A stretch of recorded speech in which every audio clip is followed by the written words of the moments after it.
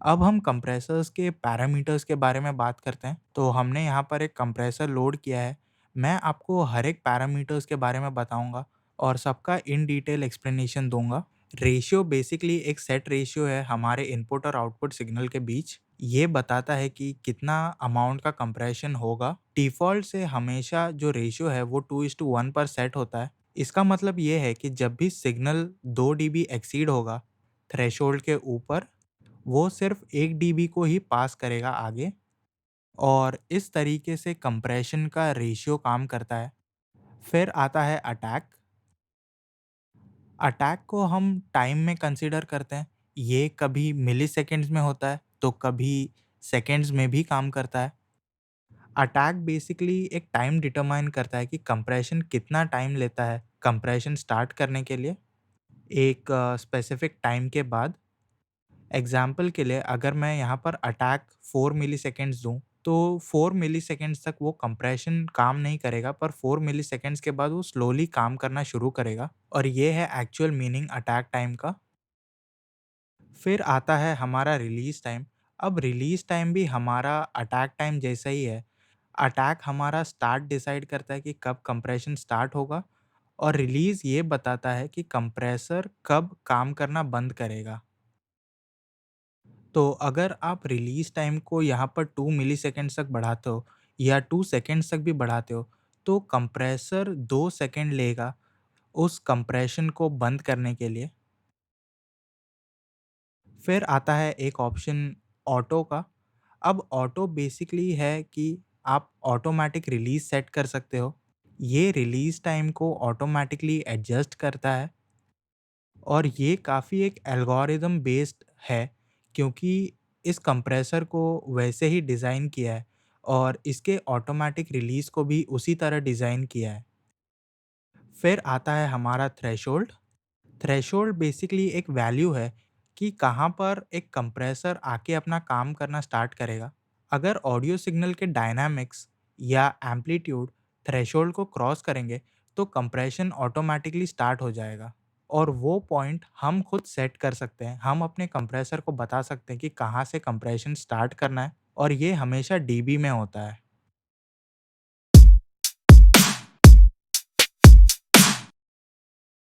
और फिर आता है आउटपुट ऑप्शन। तो आउटपुट ऑप्शन बेसिकली एक टाइप का मेकअप गेन ऑप्शन है, जहाँ से हम गेन को कंपनसेट करते हैं हमारे ऑडियो के लिए कंप्रेशन के बाद। ये सारे बेसिक पैरामीटर्स हैं जो आपको हर एक कंप्रेसर में मिलेंगे, जो कि है हमारा threshold, ratio, attack, release, makeup और ऑटो। और यहाँ पर नीचे 3 व्यूइंग ऑप्शन है एबल्टन कंप्रेसर पे। पहला है कोलैप्स मोड, जिसमें आपको सारे बेसिक पैरामीटर्स ही देखने मिलेंगे। फिर दूसरा है ट्रांसफ़र कर्व व्यू। ये व्यू काफ़ी यूज़ होता है ऑडियो इंजीनियरिंग में, क्योंकि बहुत सारे इंजीनियर्स इसे यूज़ करते हैं जानने के लिए कि ऑडियो कहाँ पर है और कहाँ से कंप्रेशन स्टार्ट हो रहा है।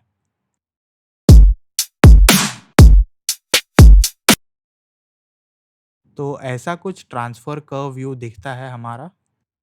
और फिर लास्ट में आता है एक्टिविटी कर्व व्यू, जिसमें हम देख सकते हैं सारी एक्टिविटीज़ को जो हमारे ऑडियो में हो रहा है।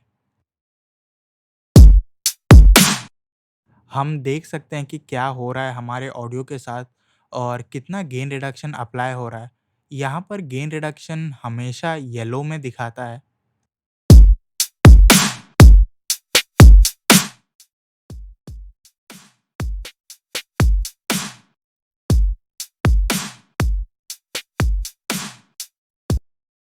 फिर आता है नी। नी बेसिकली एक पॉइंट है जहाँ पर एक्चुअली कंप्रेशन स्टार्ट होना चाहिए थ्रेशोल्ड तक पहुँचने से पहले, ताकि हमें एक ग्रेजुअल कंप्रेशन मिले। ये काफ़ी यूज़ होता है जब भी हम अग्रेसिव कंप्रेशन करते हैं और हमें इससे ट्रांसपेरेंसी मिलती है। फिर आता है हमारा लुक अहेड।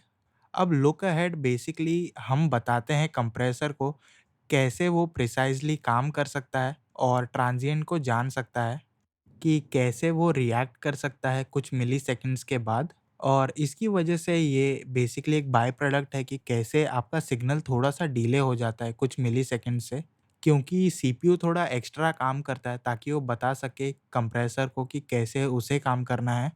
फिर उसके बाद यहाँ पर 2 एनवेलोप फॉलोवर मोड्स हैं।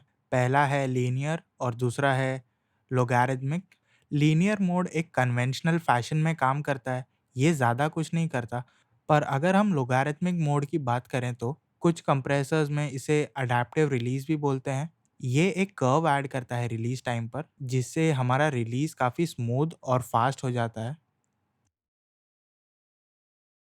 अगला हम बात करते हैं हमारे मेकअप नॉब के बारे में। अब मेकअप गेन कुछ नहीं बट एक ऑटोमैटिक गेन कंपनसेटर है, और कुछ कंप्रेसर्स में इसे ऑटो भी बोलते हैं।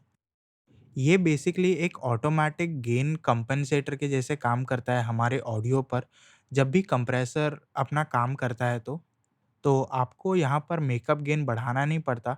कंप्रेसर ऑटोमैटिकली ये काम कर लेता है आपके लिए।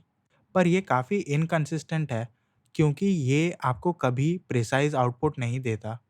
कभी-कभी ऐसा भी होता है कि आपका सिग्नल जो है वो क्लिप करेगा इस ऑटोमैटिक गेन कंपनसेशन के चक्कर में। अगला हम बात करेंगे हमारे मोड्स के बारे में। यहाँ पर हमारे पास 3 मोड्स हैं।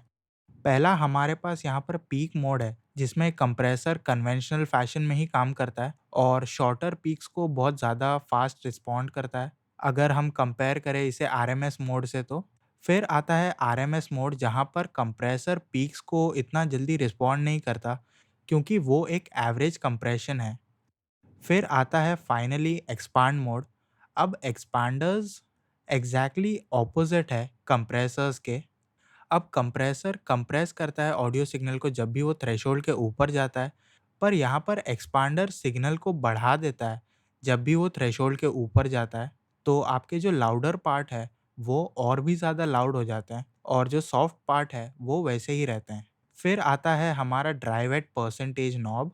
अब ड्राई वेट नॉब हमारे लिए होता है ताकि हम सेट कर पाएँ कि हमें कितना ब्लेंड करना है हमारे कंप्रेस सिग्नल को हमारे ड्राई सिग्नल के साथ, ताकि हम एक टाइप का पैरेलल कंप्रेशन यहाँ पर अचीव कर सकें।